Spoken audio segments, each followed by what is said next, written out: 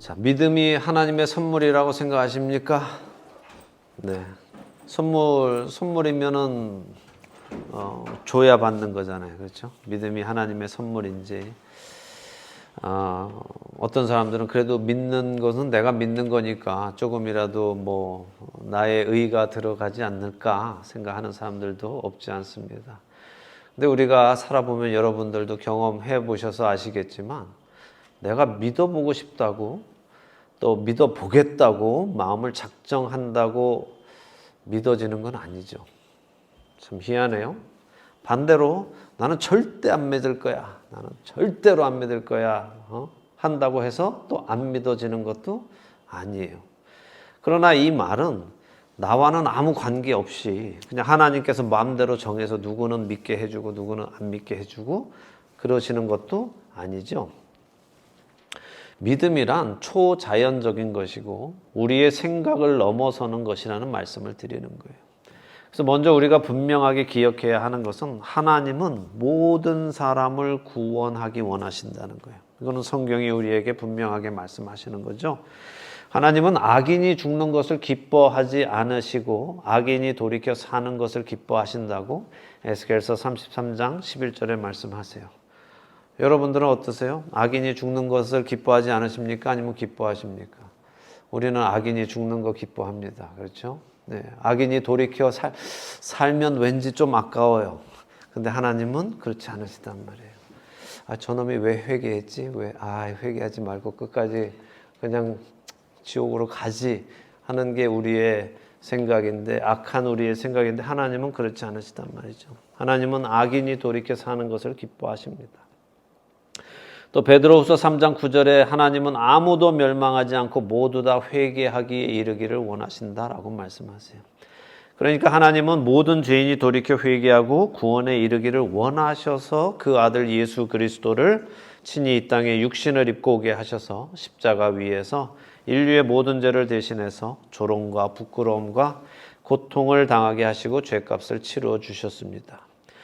그렇지만 그렇게 죽는 것으로 끝나는 것이 아니라 하나님은 예수님을 다시 살리셨어요. 왜요? 자, 죄인이 죽는 것은 당연하죠? 죄인이 죽는 것은 정의로운 일입니다. 맞죠? 죄를 졌으니까. 그 죄에 대한 값으로, 죄값으로 죽는 것은 당연해요. 그것이 이루어져야 정의가 이루어집니다. 그런데 의인이 죽는 것은 어때요? 잘못이죠. 의인이 죽으면 역시 그것은 정의가 깨지는 것입니다. 자, 여러분들도 세상 살아가면서 물론 세상에 착한 사람은 없지만 그래도 나름 선한 사람이 피해를 입으면 억울한 일을 당하면 어떤 생각이 드세요? 그래도 이거는 아니지. 저 사람이 더 나쁜데 왜 착한 사람이 해를 입어? 이건 아니지 하죠. 우리 같은 죄인들도 정의롭지 않은 일이 일어나는 것을 보면 울분이 올라옵니다. 정의가 이루어지지 않으면 마음이 불편해져요. 그런데 반대로 죄인이 벌을 받으면 우리는 또 속이 후련해지죠. 그죠? 정의에 관한 기본적인 기대가 우리 안에 있기 때문에 그래요. 우리 안에 기본적으로 정의가 이루어질 때 우리 마음이 평강해지고 이 정의가 이루어지지 않으면 우리가 불편해지는 게 우리의 일반적인 마음입니다. 그러니까 죄인이 죽는 것은 당연해요. 근데 의인이 죽는 것은 잘못이에요. 그거는 정의롭지 않은 거예요. 자, 하나님은 공의의 하나님이시고 정의의 하나님이십니다. 그렇기에 의인이신 예수님이 죽으신 것을 그대로 내버려 두면 그것은 정의가 깨지는 겁니다. 하나님은 정의를 세우시기 위해 죽으신 예수님을 다시 살려내세요. 그래서 공의의 하나님이시고 정의의 하나님이십니다. 하나님의 밸런스가 맞는 거예요. 공의로운 밸런스가. 죄인이 죄를 졌으면 죽여서 밸런스를 맞춰야 되는 거고, 의인이 죽으면 그 의인을 다시 살려서 밸런스를 맞춰야 하나님의 정의가 항상 이루어지는 겁니다. 자, 그런데 그래서 하나님께서 죽으신 예수님을 다시 살리셨는데 이게 믿어지는 게 너무 힘든 거예요. 베드로와 요한은 물론 당시 제자들이 예수님과 아무리 오래 함께 있었어도 예수님의 말씀을 믿지 못하고 있었던 거죠. 예수님께서 내가 유대의 지도자들에게 잡혀서 이방인에게 넘겨져서 고난을 받고 십자가에서 죽을 것이야. 그러나 사흘 지난 후면은 내가 사흘 만에 다시 살아날 것이다 라고 하셨음에도 그 말씀이 생각나지도 않고 믿어지지도 않는 것이죠. 자신들의 눈앞에 일어나는 현실만 바라보면서 마치 모든 것이 내 눈에 보이는 그것이 모든 것인 것처럼 생각할 때에는 하나님의 말씀이, 하나님의 그 약속의 말씀들이 아무런 영향을 끼치지 못하고 있는 것을 보여주는 겁니다. 믿음이 없기 때문에 그들은 하나님의 말씀이 생각나지 않는 것이고 예수님의 말씀이 생각나지 않는 거예요. 그래서 믿음은 하나님의 선물입니다. 주님을 간절하게 찾는 자에게 주시는 하나님의 선물이에요. 그렇기에 우리가 해야 할 일은 주님을 사모하는 거예요. 주님을 정말 사모해야 돼요. 주님께 집중하고 주님을 바라보고 그분만을 바라는 사람이 되어야 돼요. 그런 자에게 한량없는 은혜를 주십니다. 그 은혜를 경험하는 우리가 되기를 바랍니다. 오늘 막달라 마리아에게 일어난 일을 좀 보도록 하겠습니다. 요한복음 20장 11절에서 18절입니다. 요한복음 20장 11절에서 18절 말씀 우리 함께 읽겠습니다. 마리아는 무덤 밖에 서서 울고 있더니 울면서 구부려 무덤 안을 들여다보니 흰옷 입은 두 천사가 예수의 시체 뉘었던 곳에 하나는 머리편에 하나는 발편에 앉았더라. 천사들이 이르되 여자여 어찌하여 우느냐 이르되 사람들이 내 주님을 옮겨다가 어디 두었는지 내가 알지 못함이니이다. 이 말을 하고 뒤로 돌이켜 예수께서 서 계신 것을 보았으나 예수이신 줄을 알지 못하더라. 예수께서 이르시되 여자여 어찌하여 울며 누구를 찾느냐 하시니 마리아는 그가 동산지기인 줄 알고 이르되 주여 당신이 옮겼거든 어디 두었는지 내게 이르소서. 그리하면 내가 가져가리이다. 예수께서 마리아야 하시거늘 마리아가 돌이켜 히브리 말로 라보니 하니 이는 선생님이라는 말이라.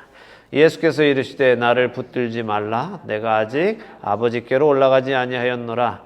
너는 내 형제들에게 가서 이르되 내가 내 아버지 곧 너희 아버지 내 하나님 곧 너희 하나님께로 올라간다 하라 하시니 막달라 마리아가 가서 제자들에게 내가 주를 보았다 하고 또 주께서 자기에게 이렇게 말씀하셨다 이르니라. 아멘. 자, 베드로와 요한은 참 희한한 일이네. 이 시체가 어디 갔지? 누가 가져갔을까? 이제 앞으로 어떤 일이 벌어질까? 큰일 났는데 걱정된다. 우리들도 다 잡혀갈 것 같아. 이런 근심을 하면서 집으로 돌아갔습니다. 그런데 마리아는 돌아가지 않고 무덤 밖에 앉아서 이제 울고 있었어요. 근데 그녀 역시 다른 제자들하고 똑같은 모습이죠. 무엇이 똑같아요? 말씀을 기억하거나 믿고 있지 못하고 있다는 거예요. 그녀 역시 예수님께서 내가 죽지만 사흘 만에 다시 살아날 것이다 하신 말씀을 믿지 못하고 있는 것입니다. 그러니까 예수님을 사랑한다고 해서 예수님 곁에 있는다고 해서 예수님의 말씀을 믿을 수 있는 것은 아니라는 거예요. 이거 중요한 얘기입니다. 막달라 마리아는 울면서 무덤 안을 다시 들여다봤습니다. 도대체 어떻게 된 건지 알 수 없어서 슬퍼하면서 아이고 시체가 어디 갔나 하고 또 들여다봤는데 이번에는 지금까지 없었던 한 두 존재가 있는 걸 봤어요. 요한은 그게 흰옷 입은 두 천사라고 말을 합니다. 하나는 예수님이 누이셨던 머리편에 또 하나는 발편에 앉아 있는 것을 보았습니다. 그 천사들도 마리아를 바라보았어요. 그리고 마리아에게 묻습니다. 여자여 어찌하여 우느냐 이렇게 묻죠. 무슨 의미일까요? 왜 울어요? 이렇게 묻는 건가요? 자, 천사들이 그 이유를 모를까요? 왜 마리아가 울고 있는지 막달라 마리아가 거기서 울고 왜 우세요? 도대체 무슨 일이에요? 이렇게 묻는 것이 아니겠죠. 그죠? 근데 이제 마리아는 그렇게 이제 묻는 것인 줄 알고 이제 이 존재가 천사들이라는 거 모르고 누군가가 자기한테 왜 오느냐 묻는 것인 줄 알고 사람들이 내 주님의 시신을 옮겨다가 어디에 둔 것 같은데 어디에 뒀는지 모르겠어요. 우리 주님의 시신이 없어졌어요 하고 우는 것입니다. 자, 그런데 그녀가 말하는 그 주님이 어디 계세요? 여기 보니까 바로 뒤에 서 계신 거예요. 이미 마리아가 그 두 천사와 이야기하고 있을 때 이미 예수님이 그녀 뒤에 서 계시단 말이에요. 그러니까 천사가 어찌하여 웁니까? 왜 웁니까? 라고 물은 것의 의미는 왜 우는지 궁금해서가 아니라 그녀가 왜 우는지 알기 때문에 예수님의 시신이 없어졌다고 울고 있는 것 같은데 그 예수님 너 뒤에 계시잖아. 그런데 왜 울어? 울지 마. 라고 하는 의미란 말이에요. 그래서 마리아가 뒤를 돌아보니까 누군가 서 있는 것을 보았죠.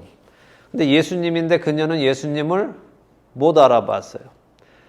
그래서 예수님이 그녀에게 여자여 왜 우느냐 누구를 찾느냐라고 말씀하셔도 그녀는 예수님을 못 알아봅니다. 오히려 그녀는 예수님이 동산지기인 줄 알고 예수님 시신 좀 찾아달라고 부탁하고 있어요. 당신이 옮기셨으면 어디로 옮기셨는지 말 좀 해주세요. 그럼 제가 가져가겠습니다. 라고 하죠. 자, 마리아는 왜 예수님을 못 알아봤을까요? 마리아는 왜 예수님을 못 알아봤을까요? 그녀가 찾고 있는 예수님은 어떤 예수님이에요? 그녀가 찾고 있는 예수님은 죽은 예수님이에요. 채찍에 맞아서 살이 다 찢어지고 터진 예수님이고 옆구리가 창에 찔려서 물과 피가 다 쏟아진 다 그냥 망가진 뭉개진 머리에 가시관으로 구멍이 나서 피가 흐르고 손과 발에 구멍이 나서 피가 흐른 처참하게 죽어버린 정말 걸레처럼 누덜누덜해진 그 예수님을 찾고 있는 거예요. 그것이 그녀가 기대하는 예수님의 모습이죠. 근데 지금 마리아 앞에 서 계시는 예수님은 그녀가 기대하는 예수님의 모습이 아니었어요. 그분은 완전히 회복하신 모습으로 채찍에 맞은 자국도 없고 핏자국도 없고 맞아서 붓거나 뭐 어디 멍들어 있거나 하지 않는단 말이죠. 부활의 몸을 입으신 예수님, 회복하신 예수님의 모습이었습니다. 그러나 물론 손에 못자국과 발에 못자국 그리고 옆구리에 창자국은 있다고 말씀하셨어요. 하지만 채찍 자국은 없겠죠. 만약에 채찍 자국이 다 있으면 예수님 만날 때마다 우리 얼마나 끔찍하겠어요. 천국에 갔는데도 그냥 채찍 자국이 다 있으면은 예수님 볼 때마다 너무 힘들겠죠. 예. 그렇지만 예수님이 우리를 위해 죽으셨다는 그것을 보여주시기 위해서 그 손과 발에 못자국 그리고 또 도마에게 나중에 보여주시는 옆구리에 창에 찔린 자국은 가지고 계신 것 같습니다. 어쨌든 내가 알고 있는 예수님, 내가 기대하는 예수님, 그 모습이 참 예수님의 모습이 아니라면 우리는 예수님이 내 눈앞에 계셔도 못 알아볼 수 있다는 것을 깨닫기를 원해요. 자, 저는요, 하나님을 알기 시작하고 성경을 공부하기 시작하면서 정말 큰 충격을 받았는데 그게 바로 이거였어요. 제가 처음에 하나님이란 분이 계신가 보다라는 것을 알고 나서 이제 교회 나가기 시작하고 뭐 예배드리고 또 뭐 좀 노래 좀 한다고 해서 찬양팀에서 서서 이런저런 봉사도 하고 나름 하나님 잘 섬기고 하나님 잘 안다고 막 기도도 하면 하나님이 막 들어도 주시고 해서 하나님을 잘 안다고 생각하고 있었어요. 근데 성경은 읽지 않았고 성경 공부도 하지 않았습니다. 근데 어느 날 성경을 읽기 시작하니까 성경에서 하나님께서 스스로를 나타내시는 하나님은 제가 그때까지 생각하던 하나님하고 다른 하나님이었어요. 저는 제 기준으로 하나님을 생각했고 하나님을 만들어냈죠. 제가 만들어낸 하나님을 하나님이라고 섬기고 있었단 말이에요. 그리고 그 하나님이 내가 만들어낸 그 하나님이 나를 위해서 이런 일들을 할 거라고 기대하고 있었어요. 그런데 성경에서 스스로 계시하시는 하나님은 내가 만들어낸 하나님하고는 전혀 차원이 다른 하나님이셨습니다. 제가 만들어낸 하나님은 제가 충분히 예측할 수 있는 하나님이었어요. 왜냐하면 제가 만들어냈으니까. 그래서 뭐 이렇게 해주실 거야. 내가 이렇게 하면 이렇게 할 거고 내가 이렇게 하면 이렇게 응답하실 거야 하면서 하나님을 제가 거의 예측하고 있었단 말이에요. 그런데 성경 속의 하나님은 제가 감히 예측할 수 없는 하나님이셨어요. 그분의 그 높고 깊고 넓고 크신 생각과 사랑과 능력은 제가 결코 영원의 시간을 통해 알아도 결코 알 수 없는 분임을 저는 깨달아가기 시작했습니다. 그래서 저는 영원이라는 시간이 기대가 돼요. 사실 하나님 잘 몰랐을 때 그런 고민 저는 해봤습니다. 여러분 안 해보셨어요? 영원토록 어떻게 살지? 생각만 해도 좀 지겨울 것 같기도 하고, 어느 순간 되면 뭐 사는 게 매일 똑같아 이러면서 다른 뭐가 없을까? 이런 생각을 해보지 않으셨어요? 사람이 영원히 사는 게 복일까? 그것도 어느 정도여야지.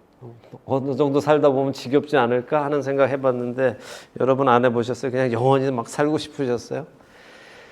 그런데 여호와의 인자심과 긍휼하심은 무궁하고 아침마다 새롭고 늘 새롭다고 성경은 말씀하세요. 날마다 새롭기 때문에 우리는 영원토록 새로울 수 있어요. 그래서 결코 지루함이 없고 이제 뭐 볼 거 다 봤어 하는 그런 게 없이 영원의 시간 동안 우리는 날마다 새롭게 주님을 또 알아가며 시간을 보내게 될 겁니다. 그래서 영원히 기대가 돼요. 지겹지 않습니다. 괜히 미리 겁먹지 마세요. 왜냐하면 요즘 젊은 청년들 사이에는 그런 질문이 나와요. 천국 가서도 예배해야 된다면서요. 영원토록 해야 된다면서요. 그래서 그게 너무 지루할 것 같고 지겨울 것 같으니까 주일에 와서 예배 드리는 그 예배라고 생각하는 거죠. 그렇지만 참된 예배는 주님과의 교제이기 때문에 그런 게 아니죠. 다 모여서 전부 앉아하고 찬양 부르고 뭐 말씀 듣고 그런 삶이 아니라 주님과 정말 누리며 주님께서 만드신 모든 창조물을 함께 누리며 영원히 사는 기쁨 속에 사는 겁니다. 자, 제가 오늘 여러분들께 질문하고 싶은 건 이거예요. 여러분은 예수님을 알아보실 수 있으십니까? 하는 거예요. 성경에서 스스로 계시하시는 하나님을 알고 계시느냐는 거예요. 이게 무슨 말인가 하면 종종 우리가 신앙생활 하다가 혹시라도 여러분들 중에도 이런 질문 해보신 분이 계시다면 잘 생각하세요. 하나님 왜 이러세요? 하나님 이건 좀 아닌 거 아닌가요? 하나님 왜 이거 안 들어주세요? 이런저런 질문이 나올 때 있지 않습니까? 혹은 또 이런저런 불평이 나올 때가 있지 않습니까? 왜 그런 질문과 불평이 나온다고 생각하세요? 내가 생각하는 하나님이라면 그렇게 안 할 거라 생각하기 때문에 그래요. 내가 생각하는 하나님이라면 이렇게 안 할 텐데 왜 이러느냐는 거죠. 하나님이라면 이래 해야 되는데 왜 이렇게 하고 계시냐라고 질문하는 것은 내가 그 하나님을, 내가 만들어낸 하나님을 믿고 있기 때문에 그렇다는 거예요. 내가 알고 있는 하나님, 내가 기대하고 있는 하나님이라면 이렇게 안 하실 텐데 왜 이러시지? 하고 묻는 거죠. 그런데 성경을 통해 계시하시는 하나님을 알기 시작하면 우리는 우리가 이해하지 못하는 일이 일어날 때에도 질문하지 않아요. 불평하지 않습니다. 왜냐하면 그분을 신뢰할 수 있기 때문에 그렇죠. 그분의 선하심을 신뢰하기 때문에 우리는 그냥 믿음으로 그 길을 갈 수 있는 거예요. 여러분 잘 생각하세요. 어떤 여러분이 이해되지 않는 일이 일어날 때 여러분 왜 이러세요 하나님이라는 생각이 든다면 내가 하나님을 내 마음대로 생각하고 있는지 모르겠구나라는 생각을 한 번씩 해보시기 바랍니다. 자, 예수님을 몰라보는 마리아를 향해서 예수님이 그녀의 이름을 불러주십니다. 마리아야 라고 불러주시죠. 예수님의 음성을 들은 그녀는 바로 예수님을 알아보고 라보니 선생님 하고 그제서야 예수님을 알아보고 부릅니다. 자, 눈앞에 서 계셔도 알아보지 못했지만 예수님이 여자여 어찌하여 울며 누구를 찾고 있느냐라고 말씀하셨어도 그 음성을 들었어도 못 알아보았지만 예수님께서 그녀의 이름 마리아야 라고 불러주셨을 때 그때 비로소 그녀는 예수님을 알게 되는 거예요. 그래서 제가 그 김춘수 학교 다닐 때는 그 꽃이라는 시를 들었을 때 이게 무슨 시가 있다위야 이랬는데 나중에 성경을 알고 하나님을 알고 나니까 이 시가 참 멋진 시다. 그죠?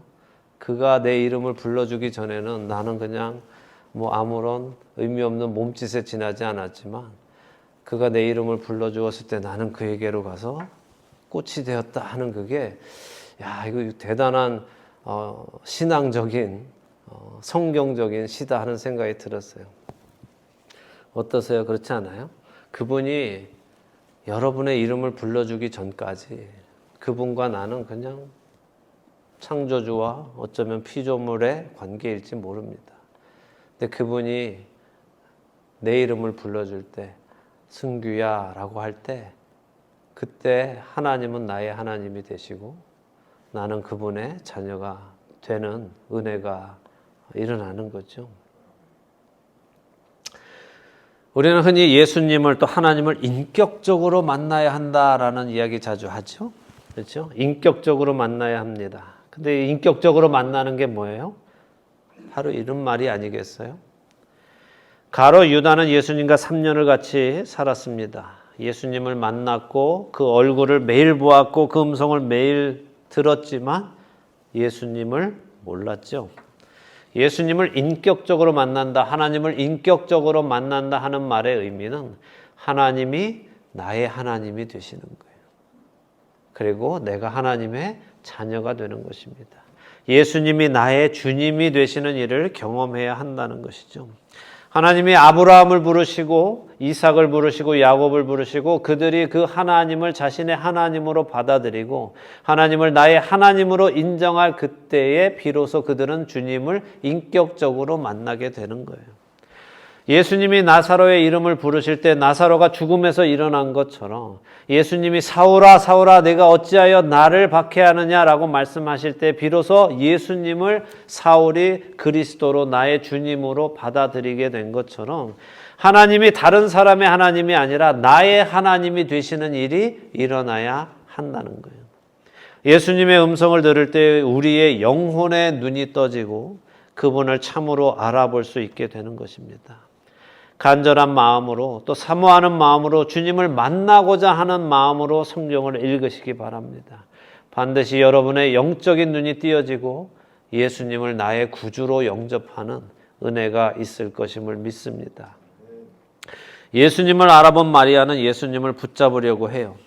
그러자 예수님이 나를 붙들지 말라라고 하십니다.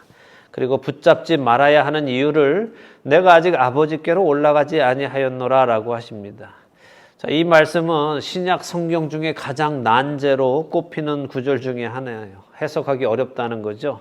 그래서 여러 신학자들이 여러 해석을 내놓습니다. 어떤 학자들은 예수님이 하나님 앞에 가셨다가 오셔야 만질 수 있다.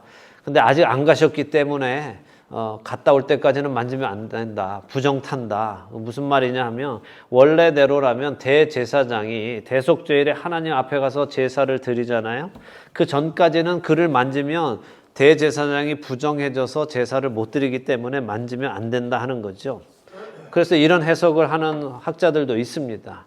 그럴듯하기는 하지만 문제점이 있어요.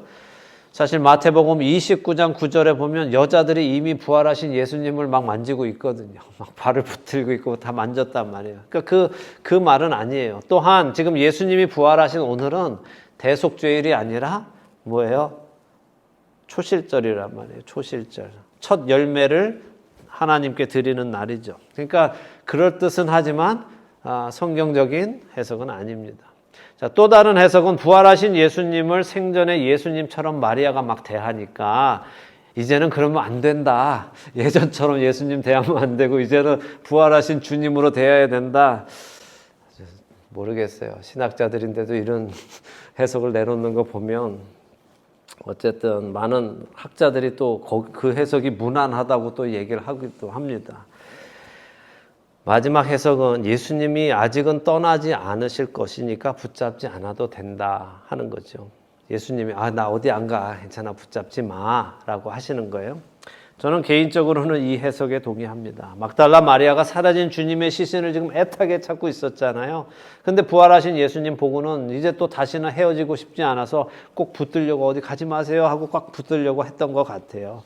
근데 예수님이 마리아야 괜찮아 나 어디 안 간다 그러니까 걱정하지 말고 형제들에게 가서 내가 부활했다는 것을 알려주어라. 그리고 하나님 아버지께로 내가 올라갈 것이라고 전해라고 하시죠. 근데 이게 우리가 이렇게 어떤 글을 볼 때도 잠깐 보면요 잠깐 보면 그 말이 아닌데 그 말처럼 보이는 것들 있죠. 예를 들면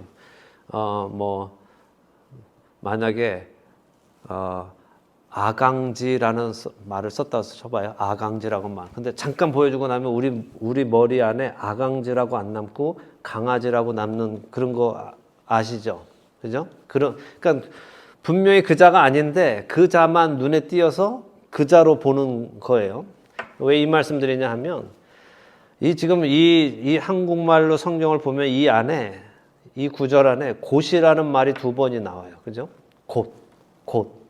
그래서 우리가 이걸 보고 나면은 시간적인 곧이라는 생각을 자꾸 하는 거예요. 내가 곧 아버지께로 올라간다. 내가 곧 아버지께로 올라간다. 여러분 가운데서도 그렇게 이 구절을 기억하고 계시는 분들이 적지 않으실 거요.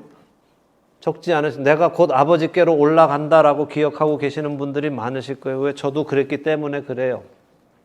근데 여기 보세요. 내가 내 아버지, 곧 너희 아버지. 이 말씀이죠. 시간적인 게 아니라 내 아버지는 곧 너희 아버지야. 그 말씀을 하시는 거죠. 다음 또 내 아버지 곧 너희 하나님. 그러니까 내 하나님이 곧 너희 하나님이야 라고 말씀하시는 거지 시간하고는 관계가 없단 말이죠. 지금 곧 내가 갈 거야 그 말이 아니란 말이죠. 그러니까 예수님께서 죽으셨다 부활하심으로 완성된 관계를 지금 예수님은 말씀하고 계시는 거예요. 어떤 관계예요? 지금까지는 하나님이 예수님의 아버지셨지만 이제 드디어 너희들의 아버지가 되셨다. 너희들의 하나님이 되셨다. 이제 드디어 너희가 하나님을 인격적으로 만나는 만남을 가질 수 있게 되었다. 왜? 내가 죽었다가 살아남으로 인해서. 그래서 이제 하나님이 곧 너희 하나님이 되었고 내 아버지가 너희 아버지가 되었고 내 하나님이 너희의 하나님이 되셨다라고 말씀하시는 것입니다. 그리고 더 중요한 말씀이 있어요. 예수님이 뭐라고 하셨어요? 내가 아버지께로 올라간다 하시는 말씀이에요. 이게 놀라운 선포죠. 왜요? 자, 지금까지 죽은 모든 사람은 어디로 갔어요? 다 내려갔어요. 다 음부로 갔단 말이에요. 아담이든 노아든 아브라함이든 이삭이든 야곱이든 모세이든 다윗이든 모든 사람이 죽어서 다 음부로 갔습니다. 그런데 예수님은 오늘 초실절에 첫 열매를 거두는 날에 죽음에서 부활하신 첫 사람이 되셔서는 하나님께로 올라가신다는 선포를 하시는 거예요. 사도 요한은 요한복음을 통해 예수님이 행하신 일에 대한 결과를 우리에게 분명하게 보여주시는 겁니다. 우리와 하나님의 관계가 정의로우신 하나님 앞에 심판받아 마땅한 우리가 이제는 하나님의 자녀가 되었고 땅속 음부로 내려가는 자들이 아니라 부활하신 예수님을 따라 하나님께로 올라가는 자들이 되었다 함을 보여주시는 것이죠. 여러분은 여러분에게 생겨난 이 신분의 변화를 알고 계세요? 먼저 내가 어디로 갔었어야만 하는 존재였는지, 하나님 앞에 내가 어떤 존재였는지를 알고 계십니까? 그리고 내가 이제는 예수 그리스도를 믿음으로 어떠한 존재가 되었는지, 어디로 가는 사람이 되었는지를 알고 계세요?